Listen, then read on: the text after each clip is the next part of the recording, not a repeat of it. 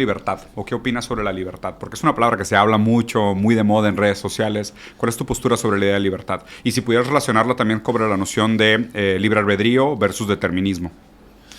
Bueno, yo creo que la libertad es la posibilidad que tienes de elegir entre opciones, de acuerdo a tus convicciones, a tus intereses. De antemano está restringida, porque no puedes elegir aquello que vaya en contra de otro derecho. Claro, de respeto al derecho ajeno es la paz. Entonces yo diría que vivimos en un sistema de limitaciones respecto a opciones que puedes tomar. Ahora, ¿cuáles serían esas limitaciones? ¿O hasta dónde podríamos aceptar esas limitaciones? ¿O qué defendemos y qué no? Casi tienes que hacer tu geografía para defender los espacios de libertad. Ya. Entonces yo diría, por ejemplo, yo soy un radical en qué cosas. La libertad de amar, desde luego la libertad ideológica, religiosa, en fin. Todo aquello que tenga que ver con la dignidad de la persona. No estoy de acuerdo en que la iglesia o el Estado te impongan decisiones sobre tu vida personal. Acabamos de aprobar poner en marcha el pasaporte binario, que es pues, esta reflexión, respeto a la libertad de las personas. Entonces así lo veo. Ahora, ¿la libertad quiere decir que no hay una contraposición entre libertad e igualdad? Sí, hasta cierto punto.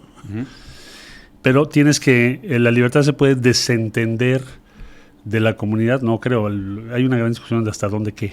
Sí. Pero sí tienes compromisos comunitarios que garantizan tu propia libertad. Ya. Muy bien. Y en referencia a la propia posibilidad de condiciones materiales para que se ejerza la libertad, ¿no? Porque también... Pues es indispensable. Si no tienes cierta base... Por eso yo decía que la libertad de elegir, por ejemplo, la pobreza, lo que limita son tus opciones. Exactamente. O sea, el principal enemigo de la libertad pues, es la pobreza. Definitivamente, de acuerdo. Así lo veo. Perfecto. Pasando al siguiente, y justo mencionaste a Rousseau y era una de las preguntas que quería ver contigo.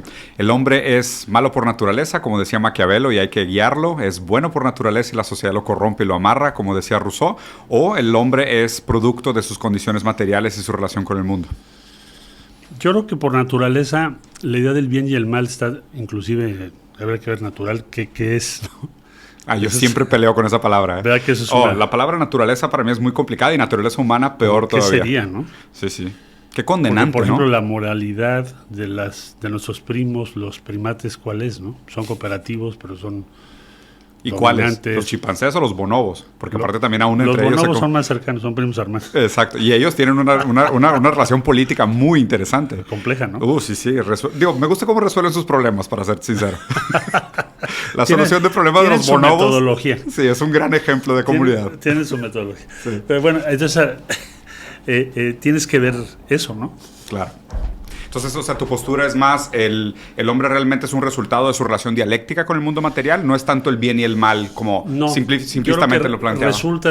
Depende mucho qué está bien y qué está mal en cada sociedad. Claro, la moral contingente, como decía Nietzsche, ¿no? Pues sí, por supuesto. Sí. Entonces se va adaptando. Te vas adaptando y tienes ciertos impulsos que son de la especie. Claro. Que son contrapuestos, dominio contra cooperación, en fin. Sí, sí, sí. Que son relaciones que también creamos en relación al poder y en relación a los limitantes que nos ponen, ¿no? Que ahí entraría la discusión entre derecho positivo y derecho negativo versus qué nos hacen y demás. Nunca te lo acabas. Sí, no acabas nunca. Es un gran tema, pero que no acaba mucho. Sí, sí, sí. Entonces pasamos a la siguiente que creo que va mucho de la mano. ¿Qué es más importante para ti, el colectivo o el individuo? Digo, ya está entrecontestada, pero si pudieras desarrollar un poco. Yo creo que tienes que encontrar un punto en donde lo colectivo y lo individual tengan una relación, porque no puedes optar por uno u otro, porque ¿quién decide qué es lo colectivo? Claro, de hecho se dice históricamente que la definición de pueblo es fundamental para definir la postura ideológica. ¿Cómo defines pueblo, no? ¿Quién es el colectivo? Ahí empieza la identidad del colectivo. Y luego, ¿quién representa al colectivo, ¿no? Exacto. Esa es otra pregunta más compleja. ¿Quién puede hablar por los subalternos? ¿Quién puede hablar por los demás? Pero yo diría, el punto de más o menos de coexistencia es el individuo no puede sobrevivir sin el colectivo. De acuerdo. Y eso determina cuáles son tus límites. Claro. Entonces, a menor cohesión, pues más frágil la sobrevivencia. Sí, más susceptible de ser. Perdón que hable en términos de especie, pero somos una especie cooperativa. Bueno, no siempre en todo lugar. Pero a veces somos Dadas las condiciones. otra cosa. Pero lo que voy es, A veces jugamos el fútbol, punto de dices. equilibrio es, el individuo tiene una serie de restricciones que tienen que ver con su propia sobrevivencia porque tiene que apoyar al colectivo. Ujú. Y viceversa. El colectivo no puede pasar por encima porque acabamos de hablar de libertad. Sí, porque si no, también no se constituye el sujeto. ¿Cuál sería el límite del colectivo? Claro, y me parece interesante porque justo mucho de lo que se habla ahorita y viene de modernidad líquida y demás es la relación entre sujeto e individuo. Sí. Porque el sujeto está sujeto a aquello que lo limita, el individuo no. El individuo es fragmentado, ¿no? Está como abstracto en el vacío, casi como una idea metafísica. Fue como la representación extrema de la idea Ujú. del Sí, sí, sí. individuo. Para Abstracción que no pura. tuviera ninguna restricción. Claro. Un abstracto en el vacío. ¿No? Yo soy más de la idea hegeliana de que el sujeto se constituye con sus límites. O sea, es la relación dialéctica. El otro es más Locke, ¿no? Sí, lo otro es más metafísica, es un poco más liberal en el sentido de abstracción pura. Yo afirmo mi existencia y con eso soy y quiero ser reconocido. Por ahí va. Y concuerdo con la idea de que la importancia de la relación dialéctica siempre entre el colectivo y el individuo y cómo eso los bordea, nos limita y demás, ¿no? Pasando a la siguiente, que creo que también es importante, me gustaría que platicaras un poquito sobre tu definición de ética y su relación con la moral, o sea, la ética individual versus la moral colectiva. Pues yo diría que la ética puede tener muchas diferencias, depende de cada individuo, pero tiene una correlación también con la moral. Por ejemplo, nadie puede sostener, por ejemplo, en términos de política, ¿es válido qué cosa? ¿Cuáles serían los límites? Eso es un dilema cotidiano. Sí. Por cierto, muy importante. A veces define más con quién tienes afinidad que cualquier otra idea. Sí. Es decir, bueno, yo decía hace un momento, les decía a los compañeros, si nosotros estamos en una idea progresista del mundo, nuestro contenido, nuestras restricciones éticas y en alguna medida también morales son superiores que las de cualquier otra fuerza. Porque partimos de otra base, partimos de la base de la preeminencia colectiva, Claro. de la idea de la comunidad, que Igualdad. son valores de la igualdad, en esencia. Sí, claro, la ética va de la Entonces, mano eso con todo te lo que obliga. haces. A ese Entonces tenemos compromiso. que estar en eso.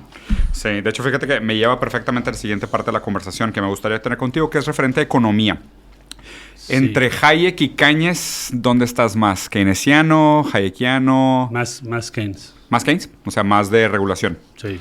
Y aprofundando exactamente sobre esta pregunta, libre mercado contra economía central planeada, ¿cómo crees que sea un poquito el recuento histórico de lo que hemos aprendido versus la situación actual de los dos tipos de modelos Las económicos? economías centrales planeadas fracasaron. Es decir, cuando quieres planear todas las vertientes. Claro, todo. Ajá. Fue... Sí, Ahora, que los países necesitan tener una directriz, una idea, una visión, eso es indubitable. Va. De hecho, tú me podrás decir, oye, pero eso fue la guerra. Bueno, las economías más dirigidas fueron los episodios de guerra. totalmente. Pero también lo han sido para otras hazañas importantes, ¿no? Llegar a la luna sí lo fue. Claro, inversiones en Y así tecnología. sucesivamente. Sí, Todas las sí, sí. inversiones en tecnología con recursos públicos. De Entonces, acuerdo. ese dilema que te plantean los defensores de la Escuela de Libre Mercado Extremo no se sostiene con las experiencias de la realidad, la verdad. En Completamente. ningún caso. Sí, aparte digo, siendo sinceros, la Las idea... vacunas. Sí, exacto. Son Si no hubiera unas- sido es inversión una estatal... inversión pública masiva. Gigantesca.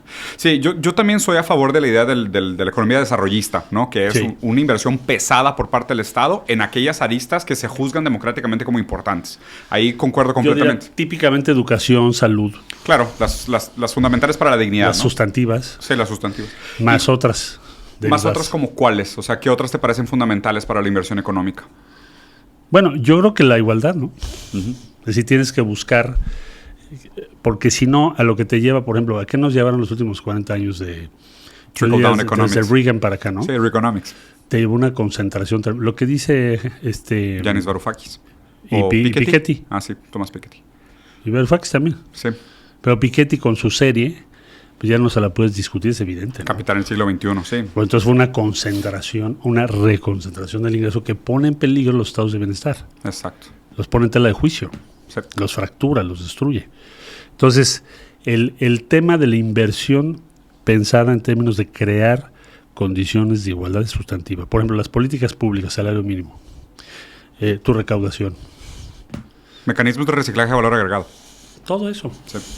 tiene que ver con esa idea. Sí, definitivamente. A mí, fíjate que muchas de las discusiones que he tenido sobre este tema es complicado porque la gente no entiende que la dificultad del colapso de la demanda agregada.